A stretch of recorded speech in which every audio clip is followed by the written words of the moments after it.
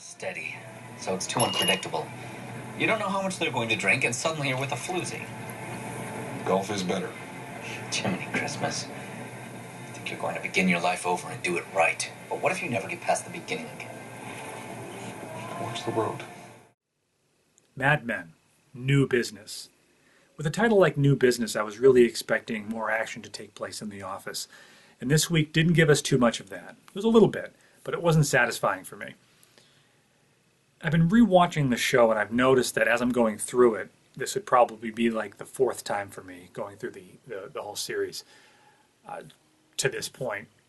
I'm skipping most of the scenes that take place outside of the office. I only really want to see the scenes that happen in the office, the partners' meetings and the pitches and the creative process.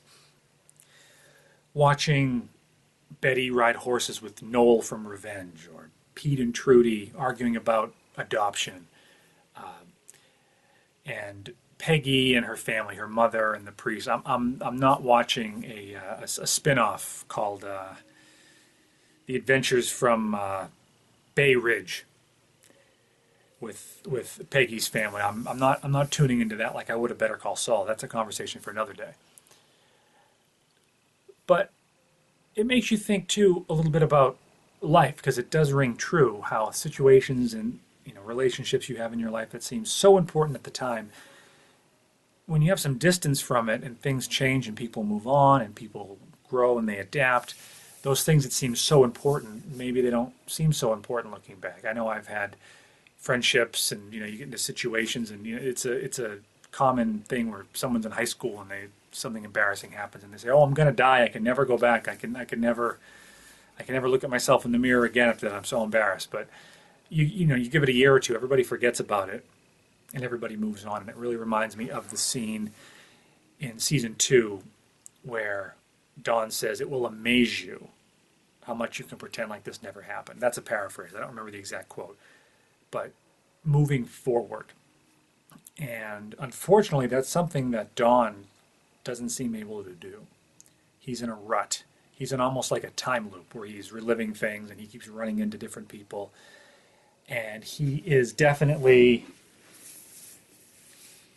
I'm not sure if he's well, but we'll get into that in a minute. So the scenes in the office, like when Guy gets his foot run over by the lawnmower, or when Roger holds the pastrami sandwich in the air and he has his second heart attack, or when Ginsberg comes in and he pitches Jaguar at last, something beautiful you can truly own, and just the look on Don's face, that creative process, that's what really holds my interest for the show. Those are the parts that I like the best. So I was looking forward to that tonight, but I was disappointed by the episode New Business.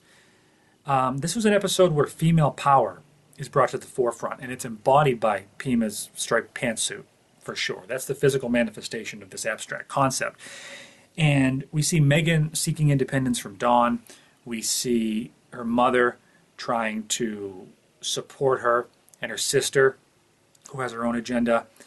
And then, of course, we have Pima, desperate for work, and it seems like she is actually using her power. She's using her talent and her power to seduce first Stan, and then try to seduce Peggy. But when you break it down, unfortunately, this power is not. It's sort of false, because in the end, Megan needs Dawn's money. She's looking for the allowance. She's looking for the alimony. She, at the end, when she calls him an aging, sloppy liar, money solves the problem. That's all she wanted, because he can't give her back her youth and her career, but he can give her $1 million. Marie, trying to do a power play against Dawn and take all his furniture out of there, but she needs to call Roger. She doesn't even have the money. She needs to call Roger to come down and save the day. Pima, she tries to seduce Peggy. Peggy's asserting herself as the boss, and for all her artistic integrity and her creativity, she's desperate for work. She just needs the paycheck as well. And then Megan again, when she meets with Harry Crane, who I usually like very much, but in this episode he went full on sleazeball.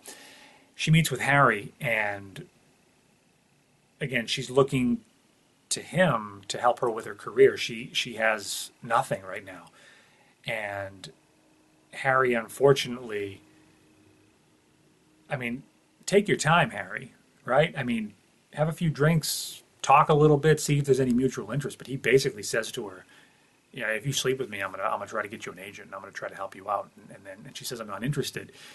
And he says, maybe, the reason that you're not interested, maybe that's part of the problem that you're having with your career, basically saying you need to sleep your way to the top. And Megan, for her lack of talent and her issues that she's going through, she is at least holding on to that piece of her integrity, which you have to respect.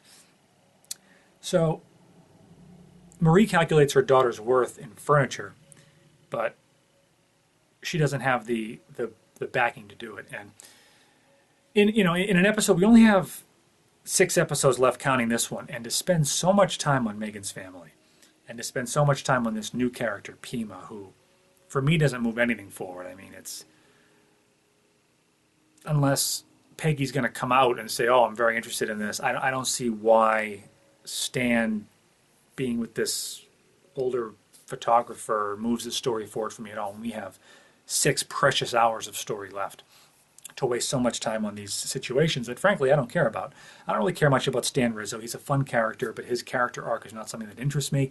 Megan, I would feel perfectly fine if during Waterloo, when they're on the phone and he says, "Hey, I'm going to move out there," and she just is silent, and Dawn immediately understands. He says, "I'll always take care of you." And I think she starts crying. She says, "You don't owe me anything." When they hung up the phone, that could have been the end of the character. That would have been the end of the character arc for her. And maybe he's paying her bills and helping her out, supporting her if she needs it. But I feel like the reason that she ended up coming back was because her career is tanking. And now she knows it's Dawn's fault, because she had a good gig in New York and she left it because she thought they were moving to California. And it basically tanked her career. But, we all make our own decisions. My favorite part, actually, of the episode where there were some scenes with Roger that didn't really ring true for me. The scene with the 2 secretaries and the 3 telephones, they're trying to play that for laughs, but I didn't really get wasn't very funny for me. I don't think that John Slattery really knew what to do with it. I don't think they gave him enough to work with there. And he's funniest when he's very dry. Like when he fires Bert Peterson for the 2nd time.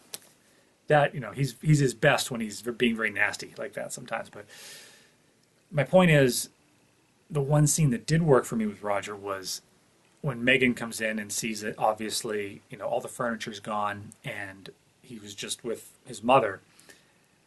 And his excuse, "It wasn't my idea." And the look of befuddlement on his face with his dumb mustache as Marie runs crying out one door and slams it. And on the other side of the apartment, Megan runs out, slams the door. And he's just like, I actually laughed out loud because he played that scene very well. I did enjoy that.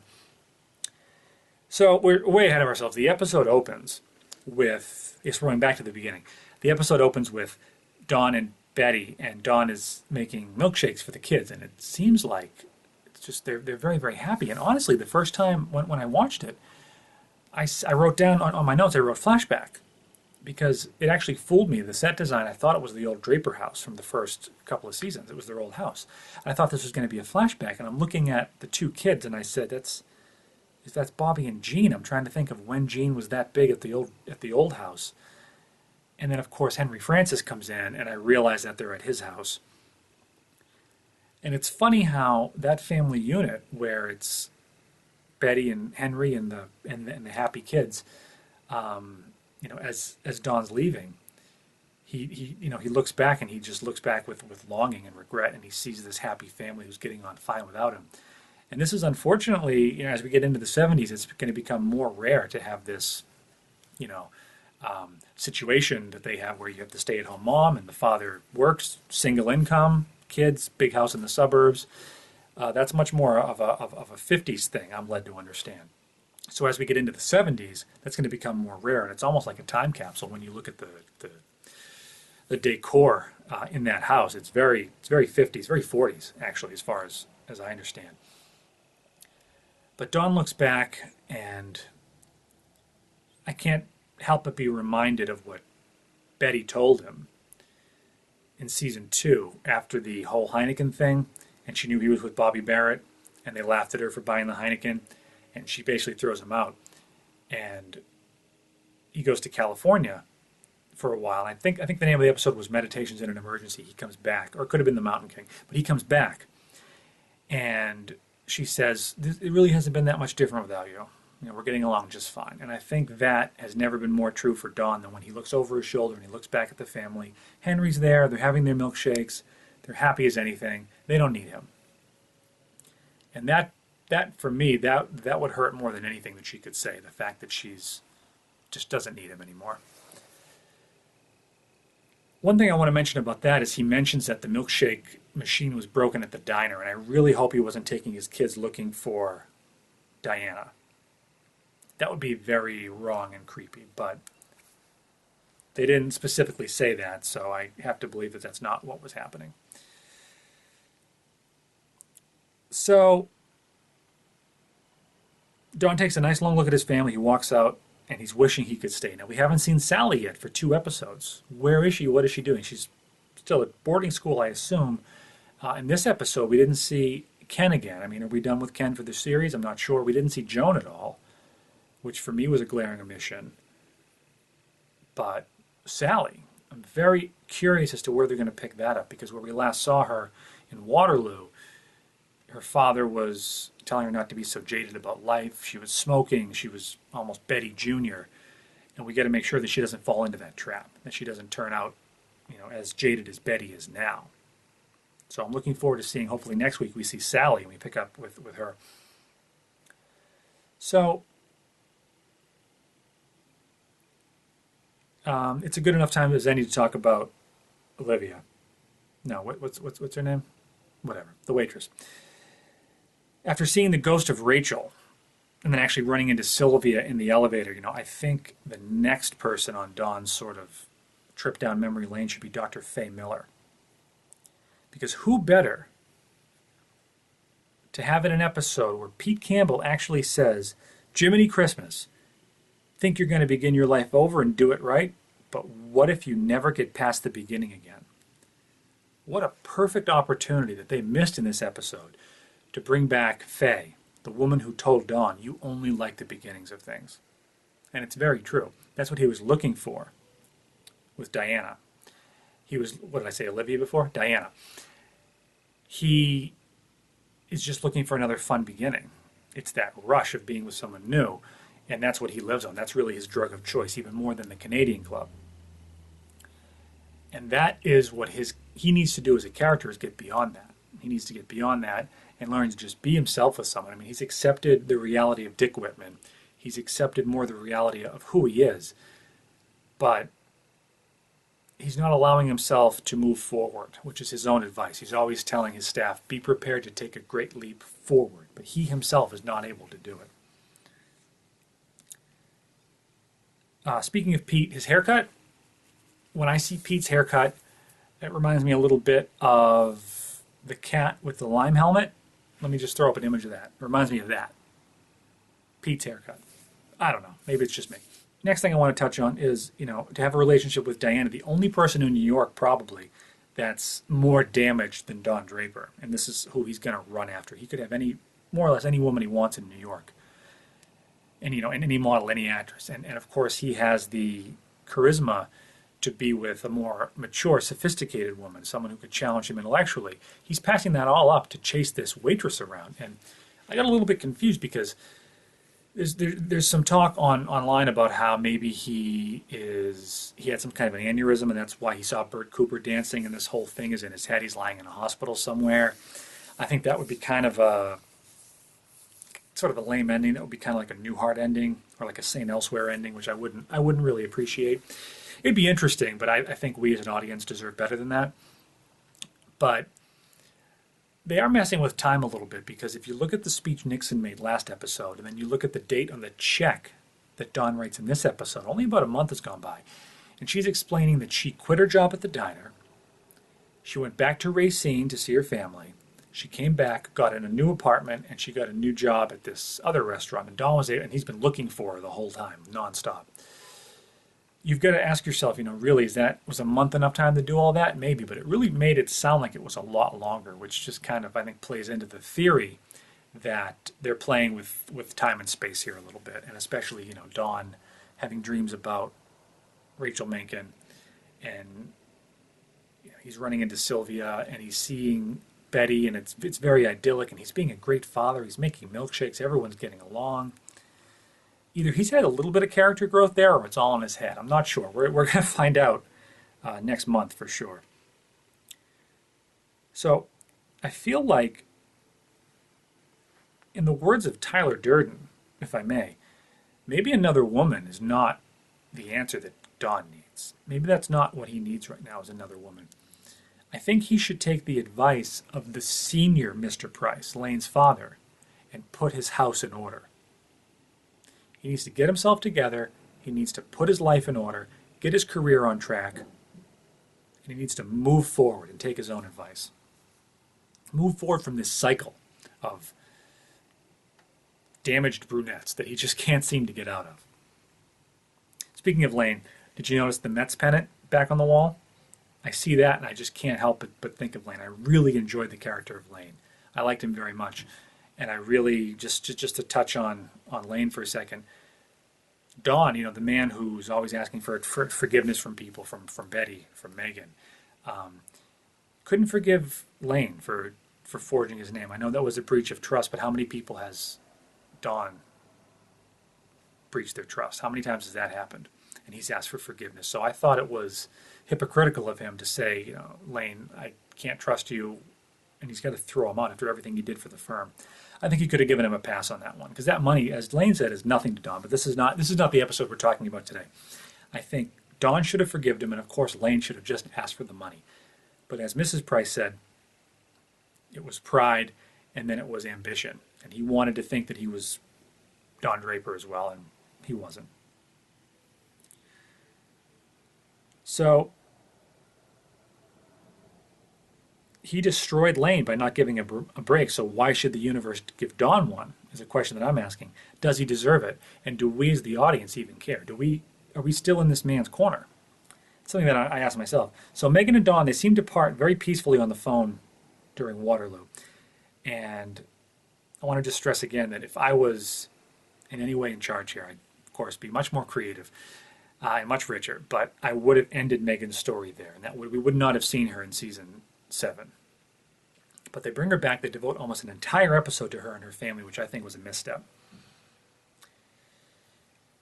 We're spinning our wheels with Megan's family, and it just seemed too convenient that Roger and Marie, they just fell right back into it, and Stan and Pima, they just go right at it in the dark room. And then I couldn't believe, it was almost Peggy, and when Pima touched her hand, I said, "Is Peggy going to go for this?" I didn't know.